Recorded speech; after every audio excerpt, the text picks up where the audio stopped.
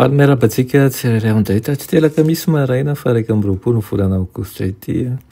soan'Andriamanitra isika fa mbola meny tombonandro hatrany ary raisitsika tombotsoa hatrany zany amin'ny afahantsika mandray ny teniny alohan'ny teratsika ny amin'ny mofinainan'io dia vavaksika ry Tompon'Andriamanitra eo mbola vempisaoranao izahay ny amin'ny tombontona meno anay misaotra ny amin'ny teninao izay ho raisinay anio misaotra ihany koa amin'ny fiasan'ny fanahinao masina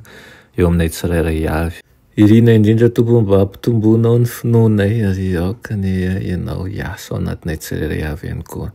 aminaran'i Jesosy amen. Raha teny mofinainantsika androany dia manao hoe mijoro vavolombelony ny zavaboary nalaina amin'ny Salamo 112:1 sy 7 manao hoe ny andro samy miteny amin'ny andro mandimby azy ary ny alina samy manolo-pahalalana amin'ny alina mandimby azy tsy misy tena fiteny anefa tsy re izay feony amen. Izay jerentsika ao amin'ny zavaboary ankehitriny dia tsy manome antsika afa-tsy fahalalana manjavozavo fotsiny momba ny voninahitra edena nolotoin'ny fahotana ny akanton'ny tany mety ahitana dian'ny asa ratsy eo amin'ny zavatra rehetra nefa na dia izany aza dia mbola betsaka ny akanto tafajanona manamarina ny zavaboary fa ilay tsy hita fetsy amin'ny hery lehibe eo amin'ny hatsarana amin'ny famindram-po sy ny fitiavana no namorona ny tany sy nameno azy tamin'ny aina sy ny fifaliana na dia eo amin'ny endriny simba aza dia mampiseho ny asa tanan'ilay faratampony amin'ny asa tanana ny zavatra rehetra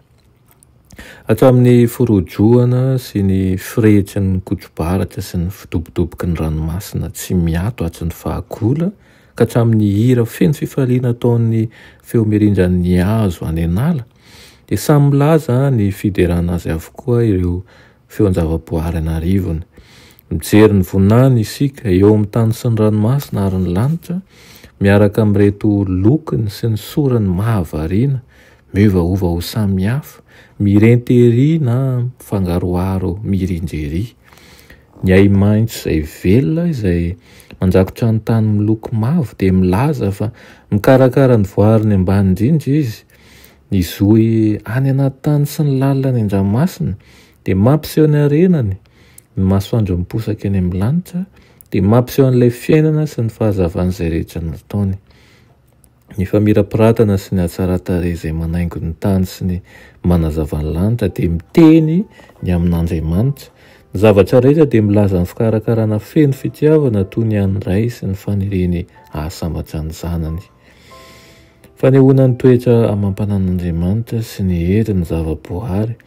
nefa tsy tokony iverintsika ho an'Andriamanitra ny zavaboary tsy ny asa vita fa ny mpanao azy no mendrim-boninahitra ary ao koa ho tsapantsika manjakariva ka raha mbola mahita zavaboary isika dia mariky ny fitiavan'Andriamanitra zany mariky ny akantony mariky ny heriny ihany koa ary tahaka ny hitiavany an'ireo zavaboary ihany koa ny tokony hampitoetra antsika fa tian'Andriamanitra tokoa isika amen. Ry Tompon'Andriamanitra ho mbola misaotra anao izahay ny amin'izany teninao zany ka sitrahanay hatrany ny fiposahanao eo amin'ny fiainanay ka hitanay ny tontolo eny tokoa ny akantonao sy ny alim-piazanao izay kosa ampianaro ay ankasitraka ay ankatoa ka ny fotoana rehetra izay mbola nananay ny entinay hanomezana voninahitra ny anaranao sy ahafahanay miroso bebe kokoa ihany koa amin'ny fanarahana anao aminaran'i Jesosy amen.